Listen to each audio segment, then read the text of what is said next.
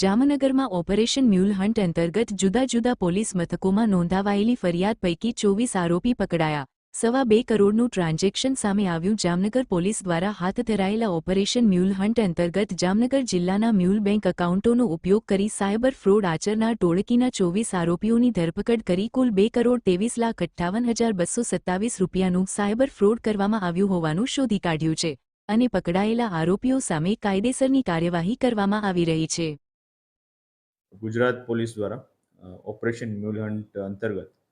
જેટલા પણ bank એકાઉન્ટ્સના ખાતાઓમાં cyber fraud અથવા તો ગેમિંગને લગતા અનઓથોરાઇઝ્ડ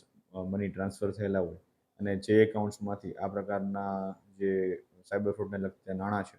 એ વિડ્રો કરવામાં આવેલા હોય આઈધર ચેકથી અથવા એટીએમ દ્વારા આ પ્રકારના આખા ડેટાબેઝ I4C તેમજ ગુજરાત CID અને સેન્ટર ઓફ એક્સિલન્સ દ્વારા તૈયાર કરવામાં આવેલા હોય, જેમાં જામનગરમાં આશરે 363 જેટલા શંકાસ્પદ બેંક એકાઉન્ટ મળી આવેલા હતા। આ તમામ સસ્પેક્ટેડ એકાઉન્ટ હોલ્ડર્સની ડિટેલ્સ મેળવી અને જામનગર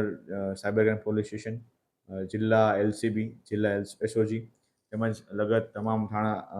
જેટલા પણ પોલીસ સ્ટેશન છે તમામની અલગ અલગ ટીમો આશરે 20 જેટલી ટીમો બનાવવામાં આવેલી હતી અને આ તમામ ટીમો દ્વારા આ તમામ 363 સસ્પેક્ટેડ એકાઉન્ટ્સની સ્ક્રુટિની કરવામાં આવેલી હતી અને આ તમામ એકાઉન્ટ ધારકોને ચેક કરી અને કુલ 76 NCCRP પોર્ટલ એટલે કે જે 1930નું જે ફરિયાદ માટેનું પોર્ટલ છે એમાં અલગ અલગ જે ફરિયાદ આવેલી હોય એ ફરિયાદોના આધારે કુલ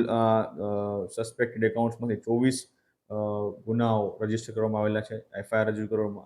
આવેલી છે। આ 24 FIRના અંતર્ગત કુલ 2,23,58,227 જેટલા અમાઉન્ટની રકમ કે જેમાં અનઓથોરાઇઝ્ડ વિથડ્રો અહીંથી કરવામાં આવેલી હતી આવા એકાઉન્ટ એમાં સામેલ છે અને આ તમામ આરોપીઓને હાલ પકડવાની અને હસ્તગત કરવાની કાર્યવાહી ચાલુમાં છે અને આ કાર્યવાહીમાં અલગ અલગ ભારતીય ન્યાય સંહિતાની કલમ તેમજ ઇન્ફોર્મેશન ટેકનોલોજી એક્ટની કલમ અંતર્ગત કાર્યવાહી કરવામાં આવેલી છે।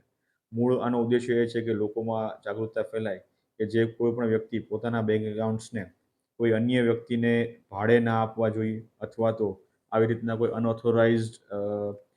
એમાઉન્ટ માટે એમાં લેન્ડ કરવા માટે અથવા એમાં પાર્ક કરવા માટેની સુવિધા પૂરી પાડવી ન જોઈએ, કારણ કે આ જે કોઈ પણ સાયબર ફ્રોડ અથવા તો સાયબર ક્રાઇમનો ગુનો દાખલ થયા છે એમાં એકાઉન્ટ પૂરું પાડવું અથવા તો એ એમાઉન્ટ માટે